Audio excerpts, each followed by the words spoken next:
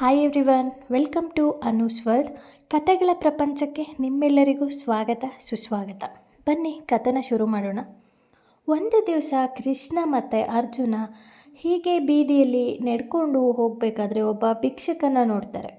So Arjuna ಕೃಷ್ಣನಿಗೆ ಕೇಳ್ತಾನಂತೆ, ಇವನನ್ನು ಯಾಕಿಷ್ಟು ಬಡವನನ್ನಾಗಿ ಮಾಡಿಬಿಟ್ಟಿದ್ಯಾ? ಕೃಷ್ಣ ಅವನ ಮಾತನ್ನು ಕೇಳಿದ್ರೂ ಕೂಡ ಕೇಳದೇ ಇರೋ ಥರ ಮುಂದೆ ಹೋಗ್ಬಿಡ್ತಾನೆ. ಆಮೇಲೆ ಅರ್ಜುನ ಏನು ಮಾಡ್ತಾನೆ, ಒಂದು ಚೀಲವನ್ನು ಕೊಡ್ತಾನೆ. ಆ ಚೀಲದ ತುಂಬ ಚಿನ್ನದ ನಾಣ್ಯಗಳಿರುತ್ತೆ. ಆ ಭಿಕ್ಷಕನಿಗೆ ಕೊಟ್ಟು, ಇನ್ಮೇಲೆ ಭಿಕ್ಷೆ ಬೇಡಬೇಡಿ, ಈ ಚಿನ್ನದ ನಾಣ್ಯಗಳನ್ನ ಇಟ್ಕೊಂಡು ನಿಮ್ಮ ಜೀವನವನ್ನು ರೂಪಿಸ್ಕೊಳ್ಳಿ ಅಂತ ಹೇಳಿ ಕಳಿಸ್ತಾನೆ. ಪಾಪ ಆ ಭಿಕ್ಷುಕ ಅದನ್ನು ಇಸ್ಕೊಂಡು ಖುಷಿಯಾಗಿ ನಾನು ಇನ್ಮೇಲೆ ಚೆನ್ನಾಗಿರ್ಬೋದು, ನನ್ನ ಜೀವನನೂ ಕೂಡ ತುಂಬ ಚೆನ್ನಾಗಿರುತ್ತೆ, ನಾನು ಕೂಡ ಸೆಟಲ್ ಆಗ್ತಾ ಇದ್ದೀನಿ ಅಂತ ಹೋಗ್ತಿರ್ಬೇಕಾದ್ರೆ ಮನೆಗೆ ಒಬ್ಬ ಕಳ್ಳ ಬಂದು ಅದನ್ನು ಕಸ್ಕೊಂಡು ಓಡಿ ಹೋಗ್ಬಿಡ್ತಾನೆ. ಬೇಜಾರಾಗಿ ಆ ಭಿಕ್ಷುಕ ಮತ್ತೆ ಮಾರನೇ ದಿನ ಹೀಗೆ ಭಿಕ್ಷೆ ಬೇಡಿಕೊಂಡು ಹೋಗ್ತಿರ್ಬೇಕಾದ್ರೆ ಮತ್ತೆ ಅರ್ಜುನ ಮತ್ತು ಕೃಷ್ಣ ಸಿಗ್ತಾರೆ. ಆವಾಗ ಅರ್ಜುನ ಕೇಳ್ತಾರೆ, ನಾನು ಅಷ್ಟೆಲ್ಲ ಸಂಪತ್ತನ್ನು ಕೊಟ್ಟಿದ್ದೀನಿ, ಮತ್ತೆ ಭಿಕ್ಷೆ ಬೇಡ್ತಿದೆಯಲ್ಲಪ್ಪ, ಯಾಕೆ ಅಂತ ಕೇಳಿದಾಗ ಕಳ್ಳ ಕಿತ್ಕೊಂಡು ಹೋದ ಅಂತ ಹೇಳ್ತಾನೆ. ಆವಾಗ ಅರ್ಜುನ ತನ್ನ ಒಂದು ಬೆರಳಲ್ಲಿದ್ದಂತಹ ವಜ್ರದ ಉಂಗುರವನ್ನು ತೆಗೆದು, ತುಂಬ ಬೆಲೆ ಬಾಳುತ್ತೆ ಇದು, ನಾನು ಎಣ್ಣೆ ಕೊಟ್ಟಿದ್ನಲ್ಲ ಅದಕ್ಕಿಂತ ತುಂಬ ಬೆಲೆ ಬಾಳೋ ಅಂಥದ್ದಿದು, ಇದನ್ನು ತಗೊಂಡು ನಿನ್ನ ಜೀವನನ ರೂಪಿಸ್ಕೊ, ಮತ್ತೆ ಭಿಕ್ಷೆ ಬೇಡಬೇಡ ಅಂತ ಹೇಳ್ತಾನೆ. ಆಗ ಭಿಕ್ಷುಕ ನನ್ನ ಜೀವನ ಸೆಟಲ್ ಆಗುತ್ತೆ ಅಂತ ಅದನ್ನು ಮನೆಗೆ ತಗೊಂಡು ಹೋಗ್ತಾನೆ. ಮನೆಗೆ ತಗೊಂಡೋಗಿ ಅದನ್ನು ಯಾರಿಗೂ ಕಾಣದೇ ಇರೋ ರೀತಿ ಒಂದು ಮಡಕೆಯಲ್ಲಿ ಹಾಕಿ ಅದನ್ನು ಬಚ್ಚಿಡ್ತಾನೆ. ಅವನು ಬೆಳಗ್ಗೆ ಎದ್ದೇಳೋದ್ರೊಳಗೆ ಅವನ ಹೆಂಡತಿ ಮಡಕೆಯನ್ನು ತಗೊಂಡು ನೀರು ತುಂಬೋದಕ್ಕೆ ಅಂತ ಕೆರೆಗೆ ಹೋಗ್ತಾಳೆ. ಪಾಪ ಆಕೆಗೂ ಕೂಡ ಅದರಲ್ಲಿ ವಜ್ರದ ಉಂಗುರ ಇದೆ ಅಂತ ಗೊತ್ತಿರೋದಿಲ್ಲ. ನೀರನ್ನು ತುಂಬ್ತಾ ಇರಬೇಕಾದ್ರೆ ಆ ವಜ್ರದ ಉಂಗುರ ನೀರಲ್ಲಿ ಬಿದ್ದೋಗುತ್ತೆ. ಇದರಿಂದ ಅವನಿಗೆ ತುಂಬ ದುಃಖ ಆಗುತ್ತೆ. ಸೊ ಮತ್ತೆ ಅವನು ಭಿಕ್ಷೆ ಬಿಡೋಕ್ಕೆ ಹೋಗ್ತಾನೆ. ಮತ್ತೆ ಅರ್ಜುನ ಸಿಕ್ಕಾಗ ಹಿಂಗಾಯ್ತು ಸ್ವಾಮಿ ಅಂತ ನಡೆದಿದ್ದೆಲ್ಲವನ್ನು ಹೇಳ್ತಾನೆ. ಆಗ ಅರ್ಜುನ ಅವನಿಗೆ ಏನಾದರೂ ಕೊಡೋಕೆ ನೋಡ್ತಾನೆ, ಆದರೆ ಅವನ ಹತ್ರ ಏನೂ ಇರೋದಿಲ್ಲ. ಅವತ್ತು ಅವನ ಹತ್ರ ಏನೂ ಇಲ್ಲದೆ ಇರೋ ಕಾರಣ ಹುಡುಕಿದಾಗ ಎರಡು ಚಿನ್ನದ ನಾಣ್ಯ ಸಿಗುತ್ತೆ. ಆ ನಾಣ್ಯನ ಸದ್ಯಕ್ಕೆ ಇದನ್ನು ಇಟ್ಕೊಳ್ಳಪ್ಪ, ಇವತ್ತು ನನ್ನ ಹತ್ರ ಬೇರೆ ಏನಿಲ್ಲ, ಇಷ್ಟೇ ಇರೋದು ಅಂತ ಆ ಭಿಕ್ಷುಕನಿಗೆ ಕೊಡ್ತಾನೆ. ಆ ಭಿಕ್ಷುಕ 2 ನಾಣ್ಯಗಳನ್ನ ಇಟ್ಕೊಂಡು ಇದರಲ್ಲಿ ಏನು ಬರುತ್ತೆ, ಇದರಲ್ಲಿ ನಾನು ಹೇಗೆ ಲೈಫ್ ಸೆಟಲ್ ಆಗುತ್ತೆ, ಏನು ಮಾಡಲಿ ನಾನು ಅಂತ ಬೇಜಾರಲ್ಲಿ ಹೋಗ್ತಾ ಇರ್ತಾನೆ. ಹೀಗೆ ಹೋಗ್ತಾ ಇರಬೇಕಾದ್ರೆ ಅಲ್ಲೊಬ್ಬ ಮೀನು ಮಾರೋ ಅಂಥವನು ಮೀನನ್ನು ಇಟ್ಕೊಂಡು ಬರ್ತಾ ಇರ್ತಾನೆ. ಅದರಲ್ಲಿ ಒಂದು ದೊಡ್ಡ ಮೀನು ಇನ್ನೂ ಜೀವ ಇರುತ್ತೆ, ಒದ್ದಾಡ್ತಾ ಇರುತ್ತೆ ತನ್ನ ಜೀವನ ಉಳಿಸ್ಕೊಳ್ಳೋದಕ್ಕೆ.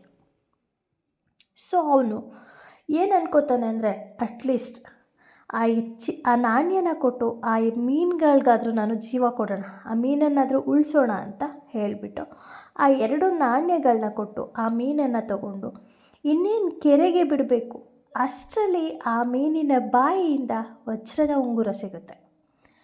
ತಕ್ಷಣ ಅವನಿಗೆ ಖುಷಿಯಾಗಿ ಅಯ್ಯೋ ಸಿಕ್ಕಿಬಿಡ್ತು ಅಂತ ಕೂಗ್ತಾನೆ. ಅಲ್ಲೇ ಹಿಂದೆ ಕಳ್ಳ ಓಡೋಗ್ತಿರ್ತಾನೆ. ಈ ಭಿಕ್ಷುಕನ ನಾಣ್ಯ ಕದ್ದಂತಹ ಕಳ್ಳ ಅವನ ಹಿಂದೆ ಹೋಗ್ತಾ ಇರ್ತಾನೆ. ಅವನು ಅನ್ಕೋತಾನೆ ಇವನು ನನ್ನ ಗುರ್ತಿಡ್ದ್ಬಿಟ್ಟ ಅಂತ. ಆ ಥರ ಅಂದ್ಕೊಂಡು ಎದುರು ಬಂದು ಅವನಿಗೆ ಹೇಳ್ತಾನೆ, ದಯವಿಟ್ಟು ಯಾರಿಗೂ ಹೇಳಬೇಡ, ಕೂಗಬೇಡ, ಆಮೇಲೆ ಎಲ್ಲ ಬಂದು ನನಗೆ ಹೊಡಿತಾರೆ, ತಗೋ ನಿನ್ನ ಚಿನ್ನದ ನಾಣ್ಯಗಳ ಗಂಟನ್ನು ನಿನಗೆ ವಾಪಸ್ ಕೊಡ್ತೀನಿ ಅಂತ ಹೇಳಿ ಅವನು ಆ ಚಿನ್ನದ ನಾಣ್ಯದ ಗಂಟನ್ನು ಆ ಬಡವನಿಗೆ ವಾಪಸ್ ಕೊಟ್ಟು ಹೋಗ್ತಾನೆ. ದೂರದಿಂದ ಇದನ್ನೆಲ್ಲ ನೋಡಿದಂತಹ ಅರ್ಜುನ ಹೇಳ್ತಾನೆ, ಏನು ಪ್ರಭು ನಿನ್ನ ಲೀಲೆ, ಮೊದಲು ನೀನು ಎಲ್ಲವನ್ನೂ ಕಿತ್ಕೊಂಡೆ, ಈಗ ಸಡನ್ನಾಗಿ ಎಲ್ಲ ವಾಪಸ್ ಕೊಟ್ಬಿಟ್ಟಲ್ಲ ಅಂತ. ಆಗ ಕೃಷ್ಣ ಸುಂದರವಾದ ಒಂದು ಉತ್ತರವನ್ನು ಕೊಡ್ತಾನೆ. ಮೊದಲು ನೀನು ನಾಣ್ಯಗಳನ್ನು ಕೊಟ್ಟಾಗ ಅವನು ತನ್ನ ಬಗ್ಗೆ ಮಾತ್ರ ಯೋಚನೆ ಮಾಡ್ದ, ಸೊ ಅದನ್ನು ಕಳ್ಕೊಂಡೆ. ಅದಾದ ನಂತರ ನೀನು ವಜ್ರದ ಉಂಗುರವನ್ನು ಕೊಟ್ಟಾಗಲೂ ಕೂಡ ಅವನು ತನ್ನ ಬಗ್ಗೆ ಮಾತ್ರ ಯೋಚನೆ ಮಾಡ್ದ, ಅದನ್ನೂ ಕೂಡ ಕಳ್ಕೊಂಡ.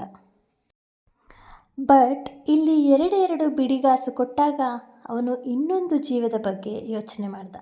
ಆ ಜೀವನ ಉಳಿಸೋ ಯೋಚನೆ ಮಾಡ್ದ ಅವನು ಇನ್ನೊಬ್ಬರ ಬಗ್ಗೆ ಯೋಚನೆ ಮಾಡಿದಾಗ ನಾನು ಅವನ ಬಗ್ಗೆ ಯೋಚಿಸಿದೆ. ಸೊ ಜೀವನದಲ್ಲಿ ಯಾಕೆ ದೇವರು ನನ್ನ ಮೇಲೆ ಕಣ್ಣು ಬಿಡ್ತಿಲ್ಲ, ಯಾಕೆ ನಮಗೆ ಬರೀ ಕೆಟ್ಟದಾಗ್ತಿದೆ, ಕಷ್ಟ ಆಗ್ತಿದೆ, ಯಾಕೆ ನಮ್ಮ ಹಣೆಬರಹನೇ ಸರಿ ಇಲ್ಲ ಅಂತ ಅನ್ಕೋತೀವಲ್ಲ.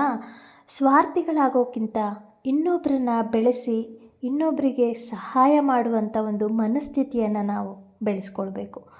ಆ ಮನಸ್ಥಿತಿಯನ್ನು ಬೆಳೆಸಿಕೊಂಡಾಗ ನಿಮ್ಮ ಮೇಲೂ ಕೂಡ ದೇವರ ಕೃಪೆ ಸಿಗುತ್ತೆ.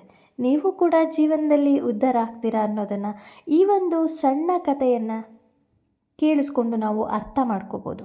ಇದಾಗಿತ್ತು ಇವತ್ತಿನ ಕತೆ. ಹೊಸದಾಗಿ ಯಾರಾದರೂ ನನ್ನ ಚಾನಲನ್ನು ನೋಡ್ತಾ ಇದ್ದರೆ ಮರೀದೆ ಸಬ್ಸ್ಕ್ರೈಬ್ ಮಾಡ್ಕೊಳ್ಳಿ. ಪಕ್ಕದಲ್ಲಿರೋವಂಥ ಬೆಲ್ಲೈಕನ್ ಕ್ಲಿಕ್ ಮಾಡಿ, ಆಲ್ ಬಟನ್ ಸೆಲೆಕ್ಟ್ ಮಾಡಿ. ನಾನು ಯಾವುದೇ ಹೊಸ ವಿಡಿಯೋ ಹಾಕಿದ್ರೂ ಕೂಡ ನಿಮಗೆ ನೋಟಿಫಿಕೇಷನ್ ಬರುತ್ತೆ. ನೋಡಿದ್ರಲ್ಲ ಅರ್ಜುನ ಶ್ರೀಕೃಷ್ಣನ ಕತೆ, ಆ ಭಿಕ್ಷುಕನಿಗೆ ಯಾವ ರೀತಿ ಸಹಾಯ ಮಾಡಿದ್ರು ಅಂತ.